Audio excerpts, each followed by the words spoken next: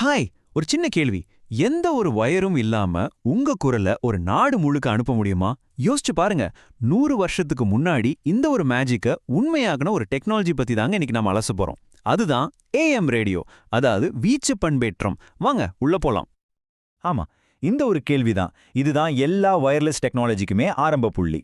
இன்னைக்கு நம்ம கையில இருக்கிற ஸ்மார்ட் போன் ஆகட்டும், வீட்ல இருக்கிற வைஃபை ஆகட்டும், எல்லாத்துக்கும் தாத்தா யாருன்னு கேட்டா அது இந்த ஏஎம் டெக்னாலஜி தான். சரி, இந்த மேஜிக் எப்படி தான் வேலை செய்யுது? வாங்க இதை கொஞ்சம் பிரிச்சு மேய்ஞ்சு பார்த்துடலாம். ஓகே, முதல்ல பிரச்சனையிலிருந்து ஆரம்பிக்கலாம். இப்ப நாம பேசுறோம் இல்லையா, இந்த சத்தம் அது ஒரு ரொம்பவே பலவீனமான ஒரு அலை.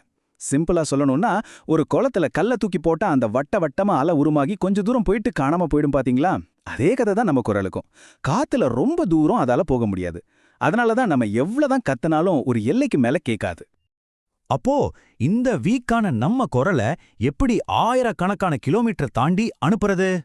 இங்க தான் நம்ம இன்ஜினியர்கள் ஒரு செம்மையான ஐடியாவோட வந்தாங்க. என்னன்னா, நம்ம குரலை தனியா அனுப்புறதுக்கு பதிலா அதை விட பல மடங்கு பவர்ஃபுல்லான, ரொம்ப வேகமா போற ஒரு சூப்பர் ஹீரோ அலை மேல ஏத்தி விட்டா என்னன்னு யோசிச்சாங்க. அந்த சூப்பர் ஹீரோவுக்கு அவங்க வச்ச பேரு தான் ஊர்தி அலை, அதாவது கேரியர் வேவ். இந்த ஊர்தி எடைய நீங்க ஒரு சூப்பர் ஃபாஸ்ட் டெலிவரி ட்ரக் மாதிரி கற்பனை பண்ணிக்கோங்க. இந்த ட்ரக்குக்கு டயரே ஆகாது, எங்க வேணும்னாலும் போகும், எவ்வளோ தூரனாலும் போகும். நம்மளோட முக்கியமான பேக்கேஜை, அதாவது நம்ம குரலை பத்திரமா கொண்டு போய் சேர்க்கறதுக்கு இதுதான் சரியான ஆள். சரி, ட்ரக் ரெடி. அப்போ அந்த பேக்கேஜ் என்னது? அதுதாங்க நம்மளோட தகவல்.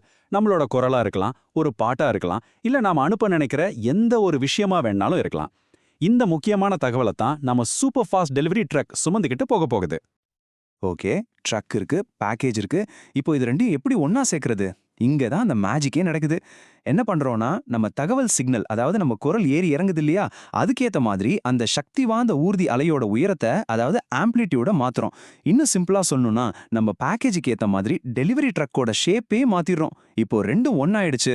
உலகத்தையே சுத்தி வர்ற இந்த புது அலை ரெடி. ஆனா வெயிட் பண்ணுங்க, இந்த வேலைய ஏனோ தானோன்னு செய்ய முடியாது. இதை சரியா செய்யலன்னா மொத்தமும் சொதப்பிடும். இதுக்குன்னு சில முக்கியமான ரூல்ஸ் இருக்கு. அதை கரெக்டா ஃபாலோ பண்ணா மட்டும்தான் நம்ம அனுப்புற பாட்டு அந்த பக்கம் கேட்கறவங்களுக்கு இனிமையா கேட்கும். இல்லன்னா பாம்பு சீர்ற மாதிரி தான் கேட்கும். அதுல ரூல் இந்த பண்பேற்ற குறியீடு, அதாவது மாடுலேஷன் இண்டெக்ஸ்.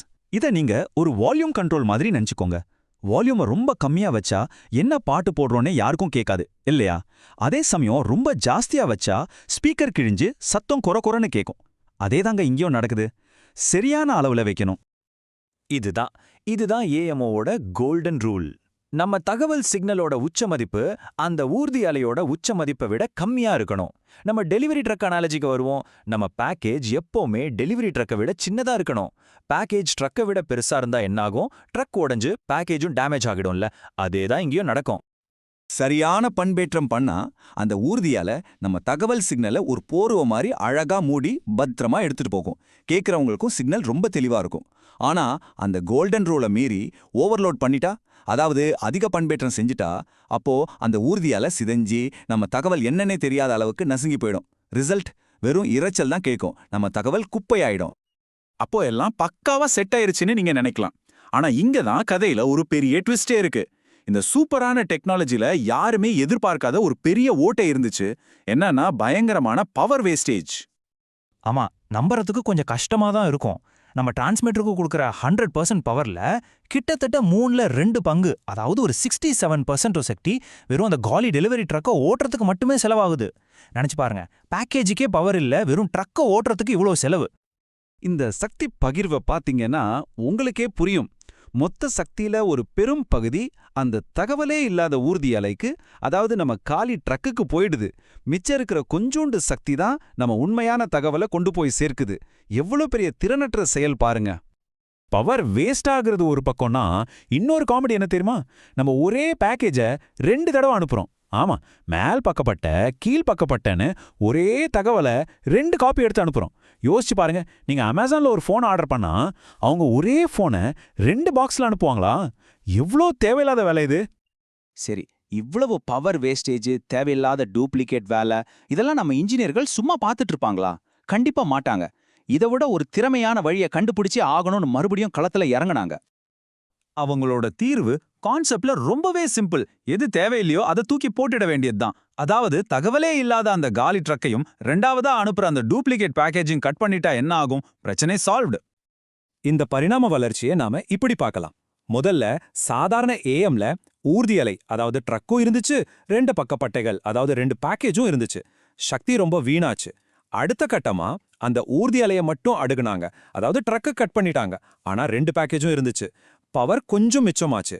கடைசியா ட்ரக்கையும் கட் பண்ணி ஒரே ஒரு பேக்கேஜை, அதாவது ஒற்றை பக்கப்பட்டையை மட்டும் அனுப்புனாங்க. இதுல தான் சக்தி திறன் உச்சத்துக்கு போச்சு. இதுதான் இருக்கிறதுலே பெஸ்ட் முறை. இந்த ஒற்றை பக்க பட்டை முறை, அதாவது எஸ்எஸ்பி, ஒரு உண்மையான கேம் சேஞ்சர். ஏன்னா இது ரொம்ப குறைஞ்ச பவர்லே வேலை செஞ்சது, அலைவரிசையிலையும் குறைஞ்ச இடத்தையே எடுத்துக்கிச்சு. இதனால என்ன ஆச்சு? ஒரே இடத்துல நிறைய சேனல்களை நம்மளால அனுப்ப முடிஞ்சது. அது மட்டும் இல்லாம சிக்னல்ல இரைச்சல் குறைஞ்சு ரொம்ப தூரத்துக்கு தெளிவாவும் போச்சு. ஓகே, இவ்ளோ நேரம் இந்த பழைய கதையெல்லாம் எதுக்கு பேசிட்டு இருக்கோன்னு நீங்க யோசிக்கலாம். காரணம் இருக்கு. இந்த 100 வருஷம் பழமையான ஐடியா தான் இன்னைக்கு நம்ம பாக்கெட்ல இருக்கிற பல நவீன டெக்னாலஜிகளுக்கு அஸ்திவாரம் போட்டிருக்கு. ஆமா, டெக்னாலஜி ராக்கெட் வேகத்துல வளர்ந்திருக்கலாம். ஆனா அந்த அடிப்படை மந்திரம் மட்டும் மாறவே இல்லை. அது என்னன்னா, ஒரு தகவலை அதை விட ரொம்ப சக்தி வாய்ந்த ஒரு ஊர்தி அலை மேல ஏத்தி அனுப்புறது. இந்த ஒரு சிம்பிள் ஐடியா தான் இன்னைக்கும் ஒட்டுமொத்த வயர்லெஸ் உலகத்தையும் இயக்கிட்டு இருக்கு. யோசிச்சு பாருங்க, அந்த பழைய ஏஎம் ரேடியோல ஆரம்பிச்சு நம்ம வீட்டு டிவி சிக்னல், ஆரம்பகால மொபைல் போன்கள், ஏன் சில வைஃபை டெக்னாலஜில கூட இந்த ஏஎமோட டிஎன்ஏ ஒளிஞ்சிட்டு தான் இருக்கு. வடிவமும் பேரும் தான் வேற வேற, ஆனா உள்ள இருக்கிற ஆன்மா ஒண்ணுதான். அலைகள் மேல தகவலை ஏத்தி அனுப்புனது மனுஷனோட ஒரு மகத்தான முதல் படி. சரி, அப்போ நம்ம தகவல்களை சுமந்துட்டு போக போற அடுத்த ஊர்தி எதுவா இருக்கும்? மறுபடியும் அலைகளா, இல்ல ஒளியா, இல்ல நம்ம கற்பனைக்கே எட்டாத முற்றிலும் புதுசா வேற ஏதாச்சும் இருக்குமா? யோசிச்சு பாருங்க. இந்த அலசல்ல என் கூட இணைஞ்சதுக்கு ரொம்ப நன்றி.